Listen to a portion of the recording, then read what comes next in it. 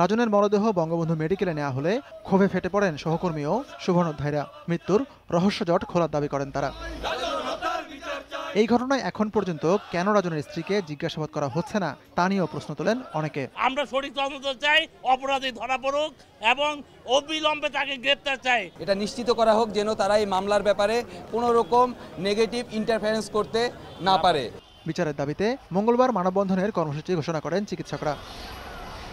বঙ্গবন্ধু মেডিকেলে লাশ নিয়ে আসার আগে সোমবার সকালে সোহরাওয়ার্দী হাসপাতালে হয় ময়নাতদন্ত। 1 থেকে 1.5 মাস সময় লাগবে এই জন্য যে কেমিক্যাল অ্যানালাইসিস রিপোর্ট এবং হিস্টোপ্যাথোলজির রিপোর্ট আসার পর তারপর আমরা চূড়ান্ত মতামত মৃত্যুর কারণ সম্বন্ধে দেব। ইন্দিরা রোডের এই বাসায় ভাড়া ছিলেন চিকিৎসক দম্পতি রাজন ও কৃষ্ণা। নিয়মিত ভাড়া পরিশোধ করলেও মাঝে মাঝে থাকতেন এই বাসাতে। 16টি সিসিটিভি ক্যামেরা পরিবেষ্টিত এই বাসাতেই মারা যান রাজন।